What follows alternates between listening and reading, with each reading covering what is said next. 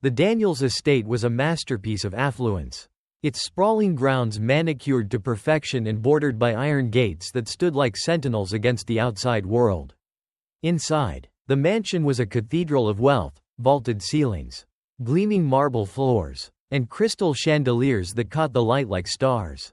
To everyone in the affluent neighborhood, the Daniels family was a beacon of success and philanthropy.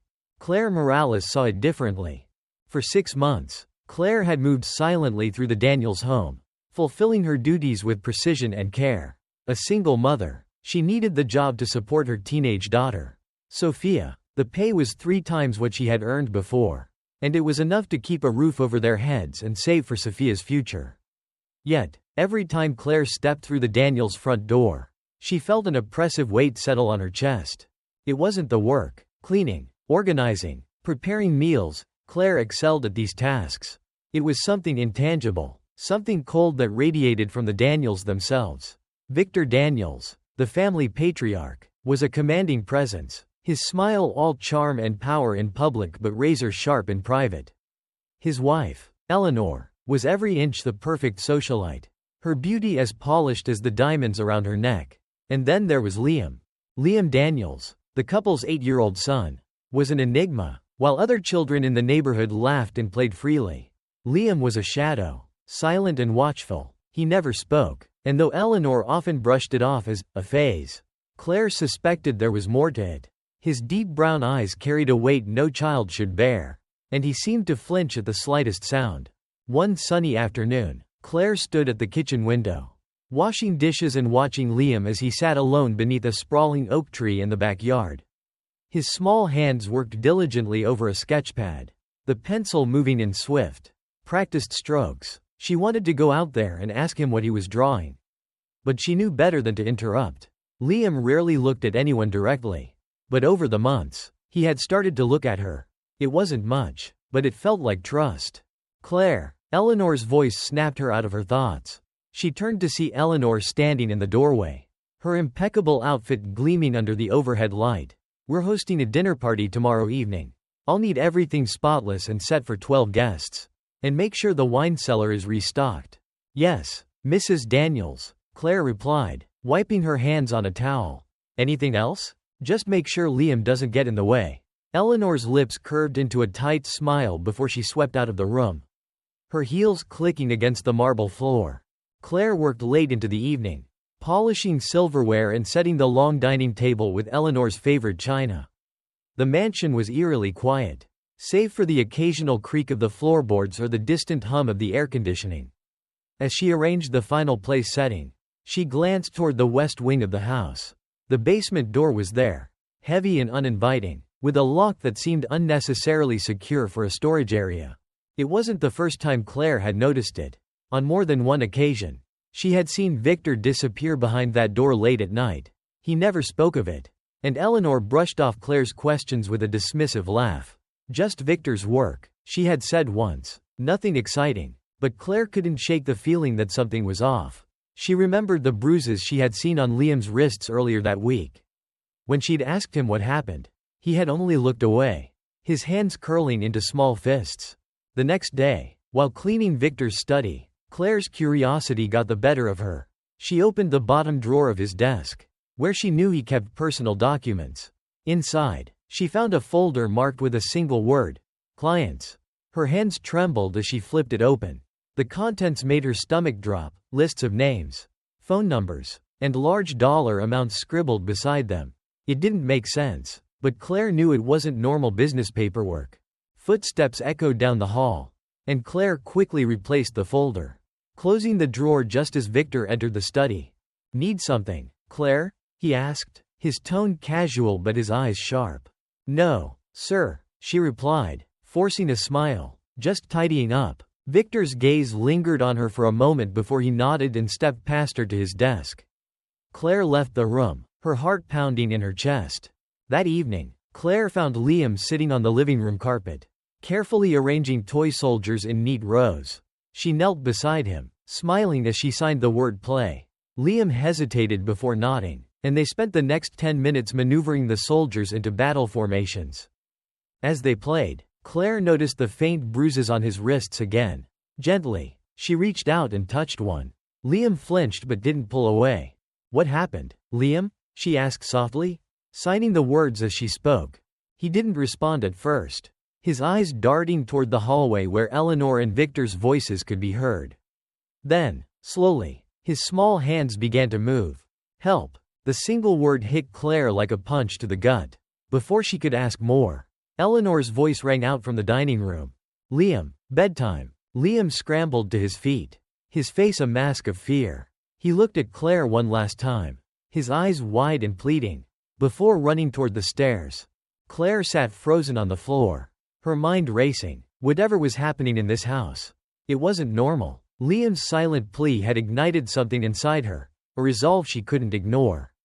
The following morning, Claire arrived early at the Daniels estate. The house was eerily quiet. As always, Eleanor had taken Liam to school, and Victor was already gone for the day. Claire couldn't stop thinking about the locked basement door and the strange folder she had found in Victor's study. She lingered in the west wing, vacuuming the hallway rug but keeping her eyes on the basement door. It was heavy oak with an industrial-grade lock, far too secure for a simple storage space. As she worked, she noticed something she hadn't before: faint scratch marks near the base of the door. Claire crouched down, running her fingers over the wood. The marks were uneven, as though someone had clawed at the door in desperation. A chill ran down her spine.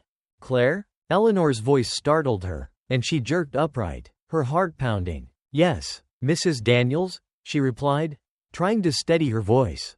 Could you polish the silver in the dining room today? We have another event tomorrow evening. Eleanor's tone was calm, almost rehearsed, but her sharp gaze lingered on Claire for a moment too long. Of course. Claire gathered her cleaning supplies and headed to the dining room, her mind racing. She needed answers, but one wrong move could cost her this job, and, worse, put Liam in greater danger. That afternoon, Claire picked up Liam from school. Eleanor had called, asking Claire to take over because something came up. Liam climbed into the car quietly, his small frame dwarfed by his oversized backpack. As they drove back to the house, Claire tried to engage him. Did you have a good day at school? She asked, signing along with her words. Liam didn't answer, but his hands moved quickly. Bad. Claire frowned. What happened? He hesitated before signing. He's mad. Who's mad? Liam? Your dad? Liam didn't reply. Instead, he pulled his sketchpad from his backpack and flipped to a page in the middle. He handed it to Claire, his hands trembling. At a red light, Claire glanced at the drawing. Her stomach twisted. The crude illustration showed a small figure, a child, standing in front of a heavy door.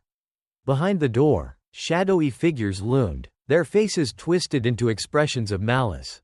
Chains wrapped around the child's arms, and scratches covered the walls.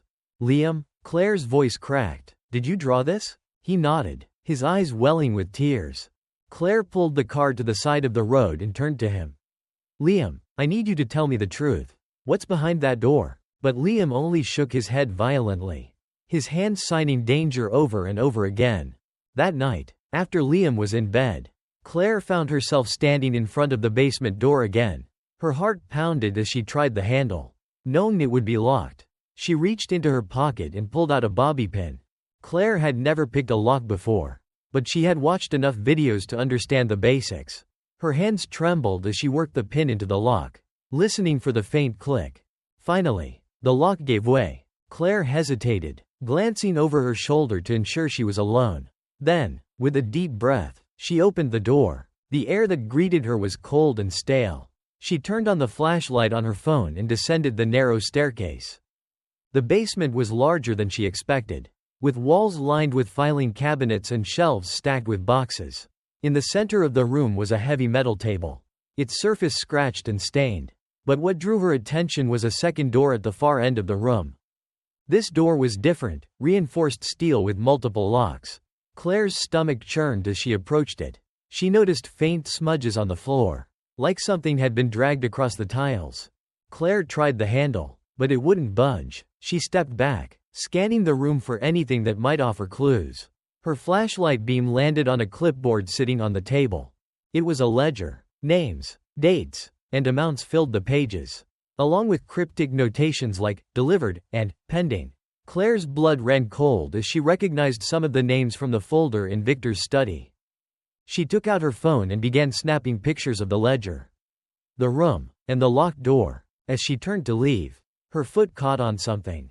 Looking down, she saw a small bracelet, its delicate chain broken. She picked it up and noticed the charm, a tiny, engraved initial, M. Claire swallowed hard, slipping the bracelet into her pocket. She hurried up the stairs, locking the door behind her and praying no one had noticed her absence. The next morning, Claire couldn't focus. Every time she closed her eyes, she saw the drawings, the ledger, and the locked steel door. She knew she had uncovered something terrible, but she didn't know how to proceed. Her answer came sooner than she expected. While she was cleaning the living room, Victor entered, his expression colder than usual. He held her phone in his hand. "You left this in the kitchen," he said, his tone calm but his eyes dangerous. Claire's stomach dropped. How much had he seen?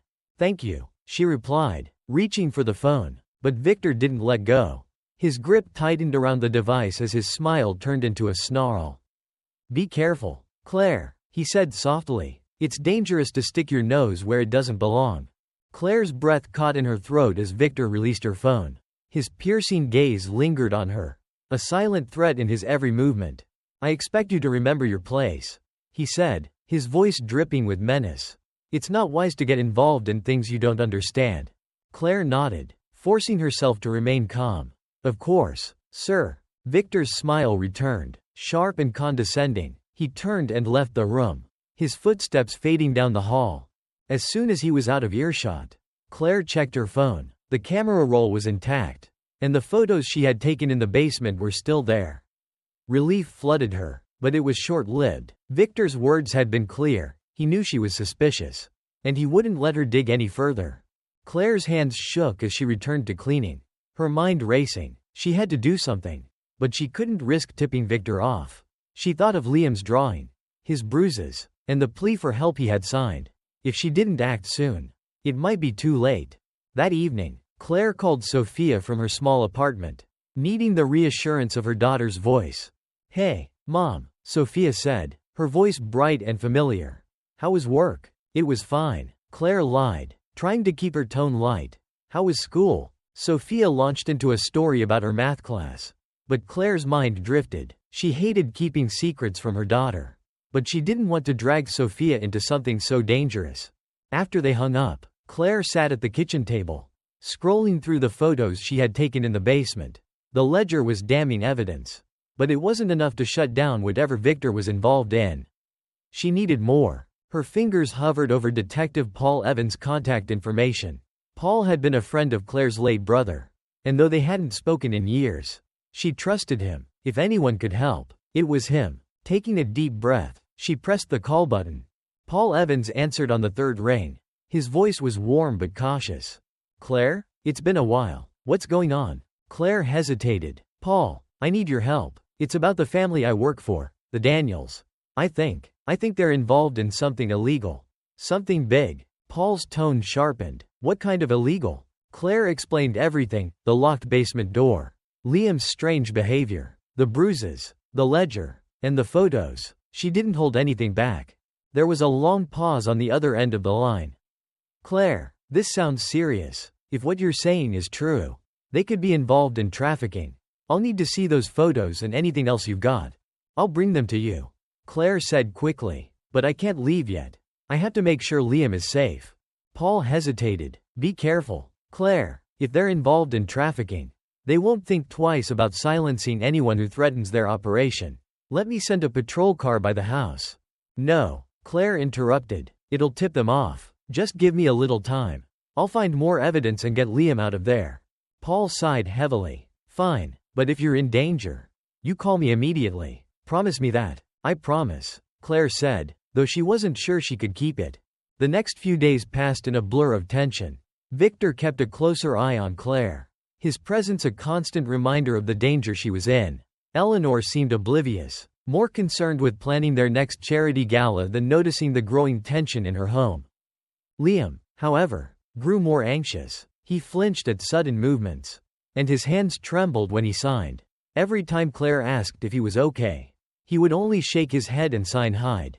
On the third night, after everyone had gone to bed, Claire made her move. She retrieved the spare key from its hiding spot in Victor's study and unlocked the basement door. Her flashlight illuminated the cold, sterile space below. She moved quickly to the steel door at the back of the room, her heart pounding as she examined the locks. To her surprise, the door wasn't as secure as it looked. A set of keys hung on a nearby hook, and one of them fit the lock perfectly. The door creaked open, revealing a small, windowless room. The sight made Claire's stomach churn. The room was sparsely furnished with a metal cot, chains bolted to the walls, and a single, flickering light bulb overhead. Toys were scattered across the floor, cheap plastic figures and a stuffed bear with one eye missing. It was a cruel mockery of comfort. Claire took out her phone and began snapping photos, her hands trembling. A noise upstairs made her freeze.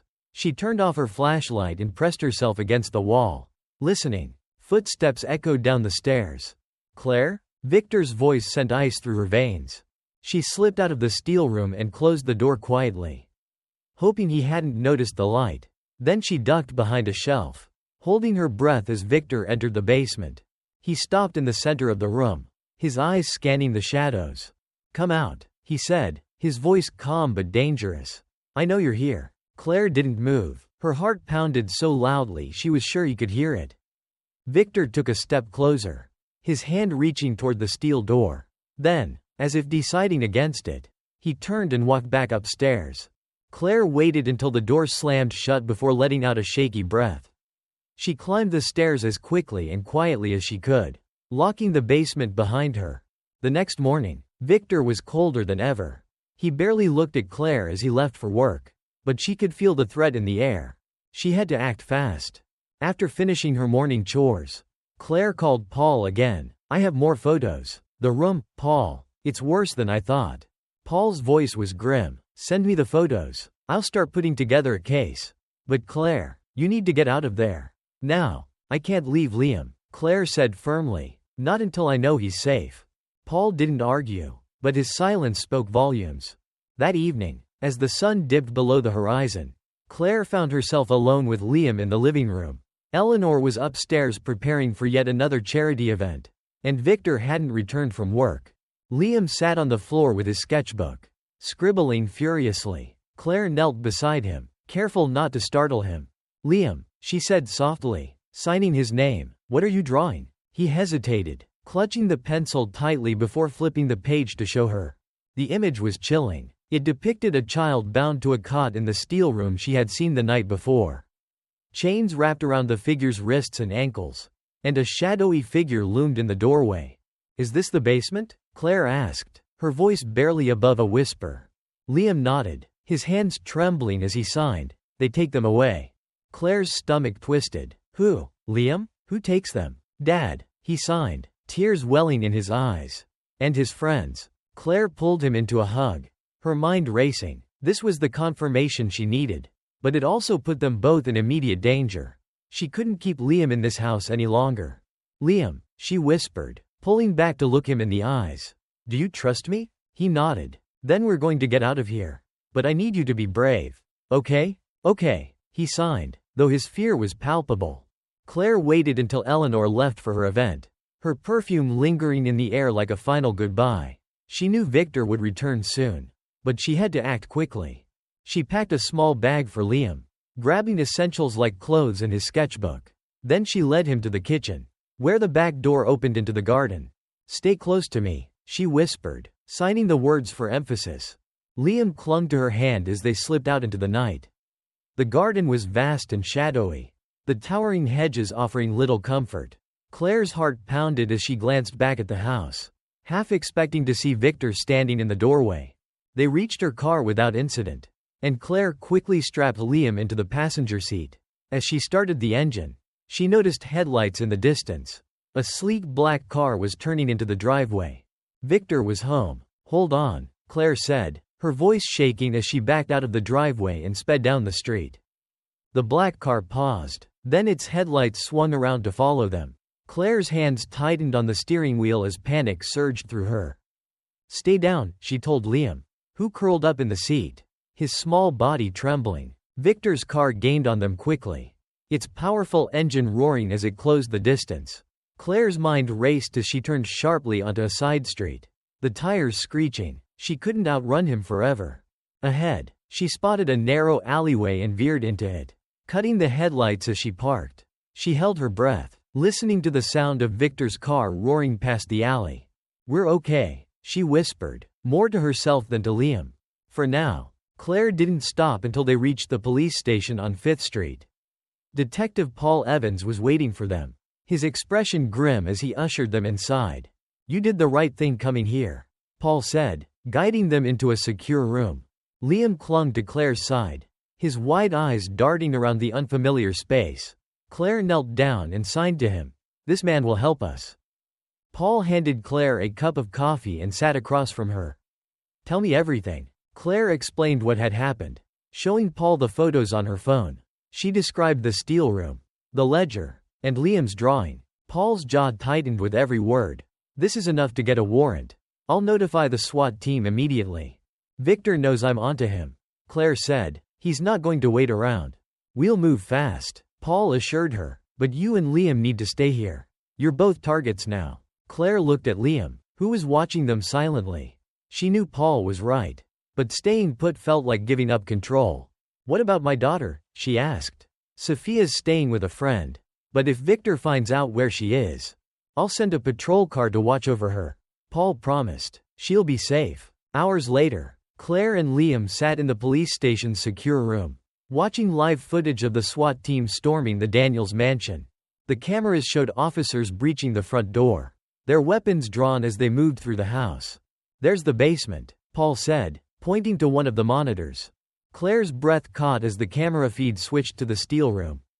Officers found it just as she had described, chains, toys, and all. But then they found something worse.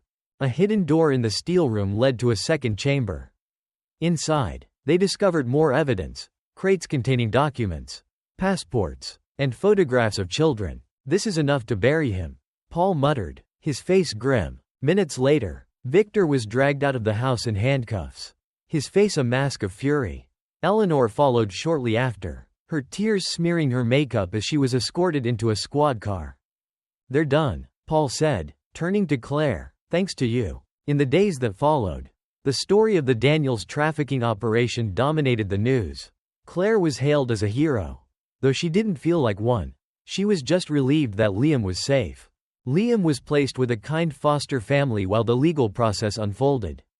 Claire visited him every day, bringing him books and art supplies to help him process what had happened. "Are you happy here?" she asked him one evening. Signing the words, Liam hesitated before signing back. "I want to be with you." Claire's heart ached. She had grown to love Liam as if he were her own son.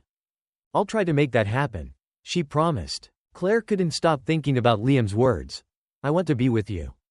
They echoed in her mind as she sat with her pro bono lawyer, Lisa Grayson, in a quiet cafe. Lisa was a sharp, no-nonsense woman who had handled difficult cases for years. But even she looked concerned. "Claire, I won't lie to you," Lisa said, flipping through the thick stack of paperwork on the table between them. "Single-parent adoptions are tough, especially when the child has endured trauma like Liam. They'll want to know you can provide a stable, supportive environment." "I can," Claire said firmly. "I've done it for Sophia, and I'll do it for Liam. He's already part of our family." Lisa nodded, giving her a small smile. "Then we'll fight for him. But be prepared. The court may take months to decide. And the Daniels case is going to complicate things. His connection to them means the state will scrutinize every aspect of his placement." Claire swallowed her anxiety. "I don't care how long it takes. He belongs with me." Over the following weeks, Claire devoted herself to both the adoption process and helping Liam heal. She visited him at his foster home every chance she got, often bringing Sophia along. Sophia had taken to Liam quickly, treating him like a younger brother. One evening, she helped him paint a picture in the living room of his foster home. "What are you painting?" Sophia asked, leaning over his shoulder. Liam held up the canvas. It was a bright, colorful image of 3 stick figures holding hands beneath a big yellow sun. Claire's heart clenched when she realized who they were: Liam, herself, and Sophia. "Do you like it?" Liam asked softly. It was the first time he had spoken in weeks. And Claire's eyes filled with tears. She pulled him into a gentle hug. "I love it," she whispered. As the trial against Victor and Eleanor Daniels unfolded, horrific details of their trafficking operation came to light. Claire was called to testify, recounting everything she had seen and discovered. It was one of the hardest moments of her life. But she refused to waver. Victor's lawyer tried to discredit her, painting her as a disgruntled employee looking for revenge. But Claire stood her ground, presenting the photos and recordings she had taken as evidence. The jury deliberated for only a day before returning a guilty verdict on all counts. Victor and Eleanor were sentenced to life in prison, their wealth and influence unable to shield them from justice. Outside the courtroom, Detective Paul Evans found Claire sitting on a bench, her hands shaking. "You did it," he said, sitting beside her. "We did it," Claire corrected, "but I'm not done yet. Liam needs me, and I won't rest until he's officially my son." Months later, Claire stood in a family courtroom, her hands gripping the edge of the wooden podium. Beside her, Lisa presented their case to Judge Naomi West, a woman with kind eyes and a reputation for fairness. "Your Honor," Lisa said, "my client has demonstrated extraordinary love and dedication to Liam. She risked her life to save him and has provided consistent emotional support since his rescue. She's already a mother to a remarkable daughter and has shown she can provide a stable, loving home." Judge West turned her attention to Claire. "Ms. Morales, raising a child like Liam requires immense patience and understanding. Why do you want to adopt him?" Claire took a deep breath. "Because he's my family," she said simply. "He may not have been born to me, but he's my son in every way that matters. I've seen his strength, his kindness, and his potential. He deserves to grow up in a home where he feels safe and loved. And I can give him that." The judge's expression softened. She turned to Liam, who sat quietly beside Claire. "Liam, do you want Ms. Morales to be your mother?" Liam looked up, his voice steady despite his trembling hands. "Yes, Your Honor. I want to be with her forever." Judge West smiled. "Then it's settled. I hereby approve the adoption of Liam Daniels by Claire Morales." Tears streamed down Claire's face as she hugged Liam tightly. Sophia joined them, wrapping her arms around her new brother. The adoption party was a modest but joyous affair held in the backyard of Claire's new house. Thanks to the settlement money awarded to the Daniels victims, Claire had been able to buy a cozy home with enough space for Liam and Sophia to thrive. Friends and supporters filled the yard, bringing food, gifts, and heartfelt congratulations. Liam ran around with Sophia, laughing as they played a game of tag. Detective Evans arrived late, carrying a potted plant as a housewarming gift. "I thought you could use something green," he joked, handing it to Claire. "Thanks, Paul," Claire said with a smile. "For everything." He nodded, his expression serious. "What you did changed lives, Claire, not just for Liam, but for all the kids we found because of your courage." Claire couldn't stop thinking about the children who hadn't been as lucky as Liam. With the help of Paul and Lisa, she founded an organization called Liam's Light, dedicated to helping survivors of trafficking and raising awareness about the signs of abuse. Liam became an integral part of the organization. As he grew, he began speaking at events, sharing his story with courage and vulnerability. "I used to be scared to speak," he said at one fundraiser. "But my mom taught me that silence doesn't keep you safe. Speaking up does." The audience erupted in applause, and Claire beamed with pride. One evening, after the house had grown quiet, Claire sat on the couch, flipping through a photo album. Liam joined her, resting his head on her shoulder. "What are you looking at?" he asked. "Memories," she said, smiling. Liam pointed to a photo of the three of them at the beach. "That's my favorite day." "Mine too," Claire said, kissing the top of his head. "Mom," Liam said softly, "thank you for saving me." Claire hugged him tightly. "You saved me too, sweetheart. We saved each other." Outside, the stars twinkled brightly, a reminder that even in the darkest moments, light could always find a way through.